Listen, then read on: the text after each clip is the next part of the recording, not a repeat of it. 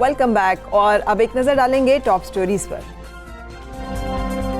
तालीम का किसी भी कौम की तरक्की में मरकजी किरदार। शोबा तालीम के अहदाफ के हुसूल में पाकिस्तान दहाइयाँ पीछे रह गया। टिम्स के ज़रिए तमाम आलमी टेस्ट में पाकिस्तानी तलबा 64 ममालिक से 63वें नंबर पर आए हैं। पाकिस्तानी सिलेबस आलमी मयार का, न तलबा को पढ़ाने वाले असातिज़ा प्रोफेशनल। सवालात उठने लगे। मर्द और ख़वातीन वोटर्स के दरमियान खलीज कम ना हो सकी। इलेक्शन कमीशन ने वोटर्स में सिनफी तफरीक की तफसीलात जारी कर दी। कौमी असम्बली के हलकों में वोटर्स में सिनफी तफरीक 10.72%। बलूचिस्तान में सिनफी वोटर्स की तफरीक 14.72% रही।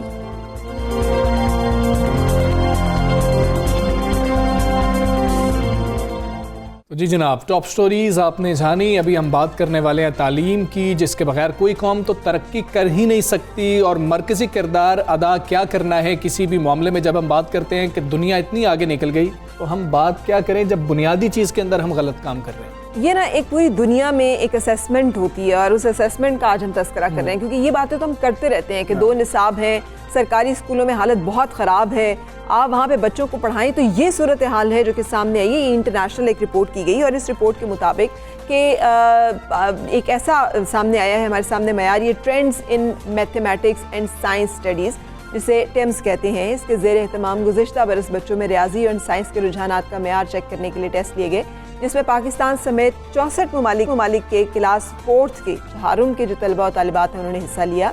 और IEA ने बैनुल-अक़वामी मुबस्सिरीन की निगरानी में नताइज का ऐलान किया। और हमजा ने जैसे आपको बताया है इससे पहले टॉप स्टोरीज में कि हमारा नंबर जो है 64 टोटल मुल्क थे और सेकंड लास्ट थे हम, नीचे से सेकंड लास्ट सेकंड आए हैं हम, लेकिन वो भी नीचे से। और अगर ये सवाल किया जाए कि क्या कोर्स बहुत मुश्किल था, तो ऐसा भी नहीं बताया जा रहा है कि तलबा से जो सवालात पूछे गए वो पाकिस्तान के 2006 का जो कौमी निसाब है उसके मुताबिक दूसरी क्लास के तलबा के लिए मुनासिब सवालात थे। कोई इतना मुश्किल टेस्ट नहीं बताया जा रहा। और आलमी टेस्ट में शिरकत के लिए पाकिस्तान को जो सबसे अहम बात है हम बताने लगे हैं, 24.7 मिलियन रुपए खर्च भी करना पड़े। और इसमें बहुत सारे ममालिक थे, जिसमें फिनलैंड था, जनूबी कोरिया था, सिंगापुर जैसे ममालिक थे जिन्होंने बेहतरीन कारकर्दगी दिखाई है। जिसकी बहुत सारी वजूहात में से एक वजह जो आइडेंटिफाई की गई है कि असातिज़ा ऐसे हैं जो काबिल हैं, मुतहर्रिक हैं, हौसला अफजाई करने वाले हैं, और मयार तालीम उन असातिज़ा की कैपेबिलिटी और इन्वॉल्वमेंट की वजह से बहुत बेहतर है। तो फरा इसके अंदर अहम चीज़ ये है कि ये बच्चे, यकीनन जो बच्चे जिनको पार्टिसिपेट करवाया गया होगा वो ब्रिलियंट स्टूडेंट्स निकाले गए होंगे और फिर हमारा ये नंबर आया। बिल्कुल सही। सो हमारे साथ अली मोइन नवाजिश है, माहिर तालीम से बातचीत करते हैं। अली मोइन, हमें बताइएगा कि ये जो हमारे सामने एक सूरत हाल आ रही है कि पाकिस्तान का निज़ाम तालीम जो है तरक्की याफ्ता ममालिक के बहुत पीछे है, और अब तो ये खुल के बात सामने आ गई ना, तो अभी भी अगर हम आंखें बंद किए बैठे रहेंगे तो व्हाट नेक्स्ट? देखिए, मतलब खुल के तो हम सबको ही पता था कि हमारा मयार तालीम जो है वो इंटरनेशनल स्टैंडर्ड पे हम कम्पीट नहीं कर सकते।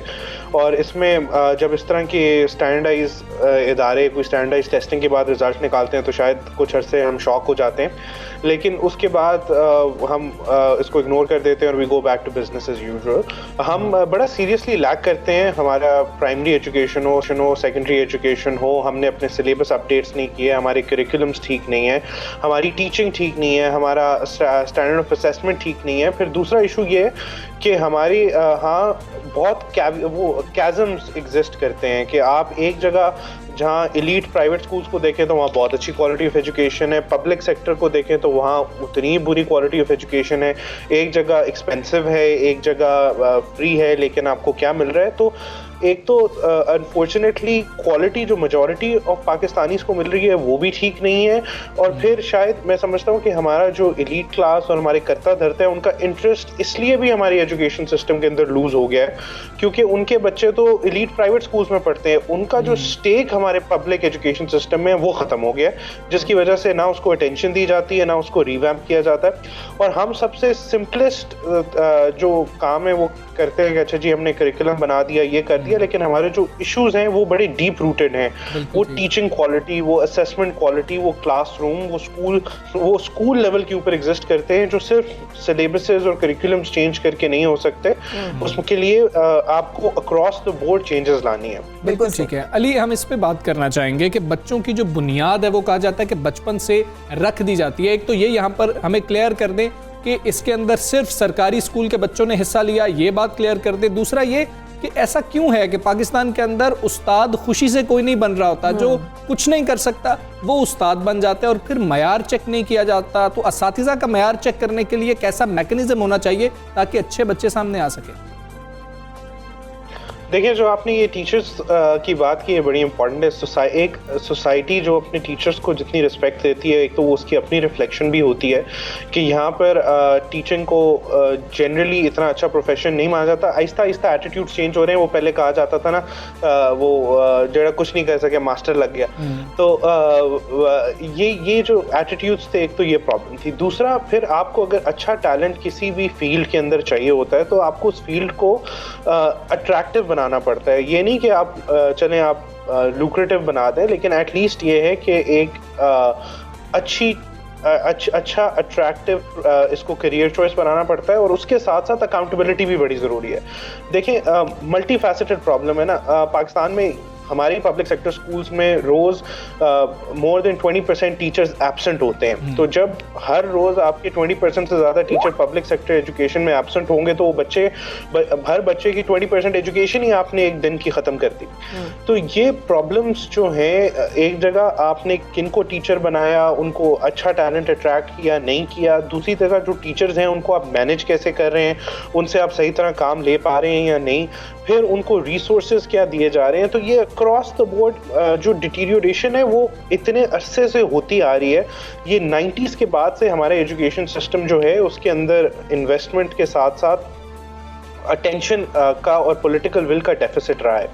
आप ये देखें कि जो पेरेंट अली, आप जैसे कह रहे हैं, हमारे बहुत सारे सेक्रेटरीज, हमारे बहुत सारे हाई प्रोफाइल जो लोग हैं वो इस चीज़ में प्राइड लेते दिखाई देते हैं कि वो टाट के स्कूलों के पढ़े हुए हैं, जिन्हें हम उर्फ़ आम में हम यही कहते हैं ना, टाट के स्कूल। अब आखिर उन स्कूलों ने प्रोड्यूस किए हुए हैं इतने स्टूडेंट्स जिन्होंने, जो कि अब अच्छी जगहों पे मौजूद हैं, लेकिन अब अच्छी जगहों पे मौजूद वो स्टूडेंट्स वो पॉलिसी मेकिंग नहीं कर सकते। जैसे सीटी आज तक एक क्राइटेरिया है, सीटी एंड बीएड। अगर आप उठा के देखें कि टीचर्स के लिए जो क्राइटेरिया है, क्या ये इंटरनेशनल जो स्टैंडर्ड्स हैं प्राइमरी टीचर्स के लिए उसको मीट करते हैं, तो कहीं आपको नहीं दिखाई देगा। वो 60s के ज़माने से जो चला आ रहा है वही चला आ रहा है। और फिर एडहॉकिज्म के ऊपर टीचर भर्ती किए जाते हैं। वो बेचारे अपनी तनख्वाहें मांगने के लिए एहतजाज करते हैं तो उनके ऊपर पानी फेंका जाता है, उन्हें उठा दिया जाता है कि हम उनकी कोई बात नहीं सुनेंगे। ये बुनियादी मसाइल का क्या हल है? जी, जिस तरह पिछले दिनों टीचर्स जब प्रोटेस्ट कर रहे थे तो उनके ऊपर शेलिंग की गई, उनको अरेस्ट किया गया। तो फिर सोचेंगे जो हमारी आज की जनरेशन देख रही है कि हम टीचर बने तो इस वजह से बने। उसके साथ साथ ये कि जो आपने बात की ना टाट के स्कूल, देखें वो ट्रैवलिंग प्रॉब्लम है। उस वक्त जो टाट के स्कूल में पढ़ाया जा रहा था वो बहुत डिफरेंट था। टीचर्स भी शायद थोड़े बेहतर थे, लेकिन वो जो निगलेक्ट अभी आया है वो डिफरेंट है। और दूसरा जो मसला, जब हम इस तरह की एग्जांपल्स देते हैं कि टाट के स्कूल से हम पढ़े हैं, ये देखें वो आउटलायर्स होते हैं। सवाल ये नहीं पूछना चाहिए कि टाट से स्कूल से कोई निकल कर सेक्रेटरी बना या अच्छी पोस्ट पे, या सवाल ये पूछना चाहिए कि 98-99% लोग जो स्टार्ट के स्कूल में थे वो आज किधर थे। सो हमारे जो बेंचमार्क्स हैं वो भी हमने देखना है कि मेजॉरिटी हमारे स्टूडेंट्स किस तरह परफॉर्म कर रहे हैं। अगर एक बच्चा अच्छा परफॉर्म करता है या वो आगे निकल जाता है या तो वो एक अलग चीज़ होती है। दूसरा, एजुकेशन सिस्टम जो है वो हमेशा उसको कहा जाता है ये सोशल मोबिलिटी का टूल होता है, ये ग्रेट इक्वलाइजर होता है कि आप अपनी मेहनत से पढ़ के आगे निकल सकते हैं इररिस्पेक्टिव ऑफ द फैक्ट कि आप किस बैकग्राउंड से आए। लेकिन पाकिस्तान में तो एक बच्चा जिस घर में पैदा हुआ है उसकी तालीम की जर्नी वहाँ से ही डिसाइड कर दिया जाता है कि अगर ये गवर्नमेंट स्कूल जा रहा है या ये एलीट प्राइवेट स्कूल जा रहा है, तो उसका पूरा फ्यूचर ही उस हिसाब से डिफाइन कर दिया जाता है, जो मेरा ख्याल है बच्चों के साथ उनके टैलेंट के साथ बहुत बड़ी नाइंसाफ़ी होती है हमारे। ठीक है अली, ये बता दीजिए, हमने जब भी बात की कुछ रिफॉर्म्स की बात की एजुकेशन में, तो हमने यकसा निज़ाम तालीम की ही बात की, उस पर ही सिर्फ जोर दिया गया। क्या सिर्फ यकसा निज़ाम तालीम से हमारे ये मसाइल, जो बुनियादी मसाइल हैं जिनका आप जिक्र कर रहे हैं, हम जिक्र कर रहे हैं, ये हल हो जाएंगे? असातिज़ा तो वही रहेंगे, असातिज़ा की ट्रेनिंग का कोई मैकेनिज़्म ही पाकिस्तान में मौजूद नहीं है, ख़ासतौर पे मैं सरकारी स्कूलों की बात कर रहा हूँ। जी, आपने बहुत अच्छा सवाल किया और बहुत ठीक बात की कि हम हम जो सोल्यूशंस प्रपोज करते हैं वो प्रॉब्लम को अटैक नहीं करती। अगर आप यकसा तालीमी निज़ाम करते हैं या आप एक करिकुलम लाते हैं तो क्या आप सबको एक लेवल नीचे लाएंगे, या फिर दूसरी तरफ जब आप इस तरह की बातें करते हैं तो आप टीचिंग, इवैल्यूएशन और जो क्लासरूम के अंदर बच्चा एक्सपीरियंस गेन करे उसको आप रिमूव कर देते हैं। नंबर 2, हम ये भी भूल जाते हैं कि ये पॉलिटिकली इसको फोकस इसलिए नहीं किया जाता क्योंकि ये एक टाइम लगता है एजुकेशन रिफॉर्म्स लाने में। तो आप 3, 4, 5 साल बाद प्रेजेंट नहीं कर सकते जिस तरह आप एक पुल को या एक मेट्रो बस प्रोजेक्ट को प्रेजेंट कर सकते हैं, लेकिन ये एक नेशनल प्रायोरिटी है और जब तक हम एक लॉन्ग टर्म प्लानिंग नहीं करेंगे तो हमारी जनरेशन्स पीछे से पीछे रहती जाएंगी। बिल्कुल सही, बहुत शुक्रिया अली मोइन नवाजिश, आप हमारे साथ इस अहम इशू के ऊपर जहाँ पे साइंस और रियाजी के मज़ामीन हैं, जिसमें ये क्लास चहारुम के बच्चे जो हैं वो इस इंटरनेशनल एक जो टिम्स जो असेसमेंट की गई और उसमें वो बुरी तरह से नाकाम हमें दिखाई दी, और ये नाकामी बच्चों की नहीं है, ये नाकामी रियासत की है, ये नाकामी हम सब की है। बिल्कुल फराज, जिस तरह बात करी थी ना टाट के स्कूलों का, तो अगर आपके बुजुर्ग अभी हयात हैं, अल्लाह उनको जिंदगी दे, जो टाट के स्कूलों से पढ़े हैं, बेशतर लोगों को हम देखते हैं वो रियाजी में इस तरीके से मल्टीप्लिकेशन आपके लिए आसान कर देते हैं बच्चों के लिए, मैथमेटिक्स में इस तरीके से वो मल्टीप्लिकेशन हो रही होती है, डिवीजन हो रही होती है, एडिशन हो रही होती है कि हम अभी कैलकुलेटर शायद हाथ में पकड़ते हैं और वो करके बता देते हैं। और अंग्रेजी इतनी अच्छी है, बहुत अच्छी अंग्रेजी है, ग्रामर बेहतरीन है, अंदर गलती नहीं हो रही होती।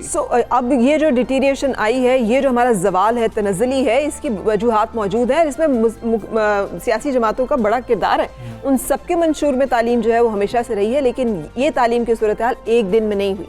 ये इसकी जिम्मेदारी कौन कबूल करेगा और कैसे इसमें बेहतरी लाई जाएगी, we have yet to see that. अच्छा, एक और चीज़, इस टेस्ट में भी जो बच्चियां और बच्चों का रेशो था वो भी एक बड़ा सवालिया निशान था कि लड़कियां जो है वो हमारी नहीं उतनी ज़्यादा हमें नज़र आती है, और ख़ासतौर पे साइंस सब्जेक्ट्स में तो नहीं नज़र आती हैं कि मैथ्स एंड साइंस की जहाँ बात हो, और फिर यही चीज़ जो है मर्द और ख़वातीन वोटर्स के दरमियान भी हमें नज़र आती है कि जहाँ पे अपनी जिसे कहना चाहिए राय दही का हक जो है उसे इस्तेमाल करना है, तो वहाँ पर भी एक बड़ी खलीज है। इलेक्शन कमीशन जो है मर्द और ख़वातीन वोटर्स के दरमियान गैप कम करने में हमें उतना कामयाब दिखाई नहीं दिया। मर्द और ख़वातीन वोटर्स में तफरीक की तफसीलात जो है वो जारी कर दी गई। बिल्कुल ऐसे ही, और इलेक्शन कमीशन के मुताबिक ही कौमी असम्बली के हलकों में वोटर्स में सिनफी तफरीक 10.72% है। बलूचिस्तान के हलकों में मजमूई तौर पर सिनफी वोटर्स की तफरीक 14.72% तक है। इतनी बड़ी तफरीक है, इतनी बड़ी खलीज है, और ये खलीजें रिफ्लेक्ट करती है फिर वहाँ पे जो फैसला जो भी लोग मुंतखब किए जाते हैं उसमें औरतों का कोई अमल दखल नहीं होता, उनकी सोच का, उनकी जो डिमांड्स हैं या उनके जो मुतालबात हैं उसको नहीं रिफ्लेक्ट करती है वो चॉइस। इलेक्शन कमीशन की तरफ से जारी तफसीलात के मुताबिक पंजाब में भी वोटर्स में सिनफी तफरीक जो है 9.83% है। बलूचिस्तान असम्बली में ही रजिस्टर्ड वोटों की तादाद 48,1131 है। इनमें से बलूचिस्तान असम्बली के इंतखाबी हलकों में मर्द वोटर्स की मजमूई तादाद 27,54,005 है, जबकि ख़वातीन रजिस्टर्ड वोटर्स की तादाद 20,47,126 है। कितना बड़ा फ़र्क है, कितना बड़ा फ़र्क है। और जिस तरह फरा बात कर रही है कि फिर आगे उतनी ज़्यादा उनको असेंबलीज़ के अंदर, अगर हम पार्लियामेंट की बात कर रहे हैं तो पार्लियामेंट के अंदर उतनी सीट्स नहीं होती हैं ख़वातीन की, और पिछले कुछ अरसे में हमने यही देखा है कि जो अहम तरीन बिल है, जो सोशल इश्यूज़ को टारगेट करता है, जिसकी हम रोज़ाना बात करते हैं, वो ख़वातीन की जानिब से ही पेश किया जाता है, वो मर्द हज़रात पेश नहीं कर रहे होते। और चूंकि असेंबली में ख़वातीन एक बड़ी तादाद में मौजूद नहीं होती तो उसके ऊपर जो कंटेस्ट किया जाता है, बात की जाती है, तो मर्द कर रहे होते हैं, जो कि फिर उस तरह से उन चीज़ों को शायद ना समझ पाते हैं, ना उसके बारे में रिस्पॉन्सिव होते हैं।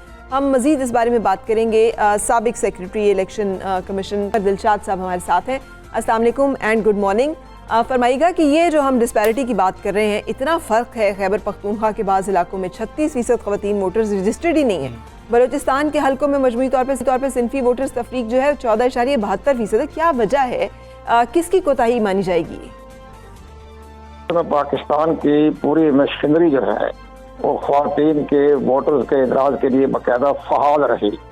मैं खुद रहा हूँ federal secretary election commission Pakistan का भी, और जहाँ तक बलूचिस्तान का ताल्लुक है, मैं वहाँ 5 साल रहा इलेक्शन कमिश्नर।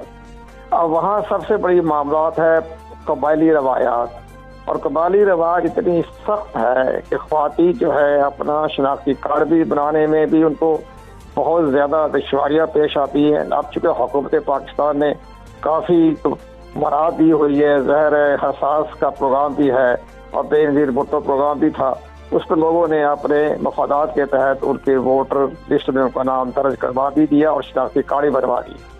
लेकिन अब जहाँ तक दीगर मामलात हैं, जो छोटे शहर हैं, कबायली सिस्टम है, वहाँ ख्वातीन को तो अपना वोट तो कास्ट करना तो बहुत मुश्किल तरीन मरहला होता है। वो तो आइडेंटिटी कार्ड भी नहीं बना सकती, घर से बाहर नहीं जा सकती। तो ये एक वहाँ के कबायली रवायती सिस्टम है। लेकिन इसमें आप इलेक्शन कमीशन ऑफ पाकिस्तान की जो कोताही है वो ना देखें। कोताही नहीं है, वो काम करते हैं, वो घर घर भी जाते हैं, उनके रजिस्ट्रेशन ऑफिसर भी कर जाते हैं, उनके पुलिस स्टाफ भी जाता है। लेकिन वहाँ कबायली सिस्टम इतना सख्त है कि वहाँ औरतों को वोट दर्ज करना या शनाख्ती कार्ड बनाना उनके लिए रास्ते में बड़ी दुश्वारियाँ हैं। लेकिन अब आहिस्ता आहिस्ता हमारी बाज़ NGOs ने उनके अंदर एक ख़ास शऊर पैदा किया है, मीडिया पैदा किया है, फिर उनको ख्वातीन को मुख्तलिफ कर्जे भी मिल रहे हैं। इस लिहाज से कोई एहसास प्रोग्राम के तहत उनको इमदाद भी दी जा रही है। इस लिहाज से अब ख्वातीन जो है अपना शनाख्ती कार्ड भी बना रही है। जो शनाख्ती कार्ड बन जाएगा तो ऑटोमेटिक उसका नाम आ जाएगा हमारे वोटर लिस्ट। बिल्कुल ठीक है। कुंवर दिलशाद साहब, ये फरमा दीजिएगा कि ख़वातीन वोटर्स की जो तादाद है मर्दों के मुकाबले में हम बता रहे हैं कि 13.41% कम है। ये फ़र्क अहम कितना है? हम इंतखाबात की बात कर रहे हैं, इंतखाबात पर किस कदर असर इसका मुरतब होगा? क्या ख़वातीन अपनी मर्जी का कोई नुमाइंदा चुन सकती हैं जब इतना ज़्यादा फ़र्क है?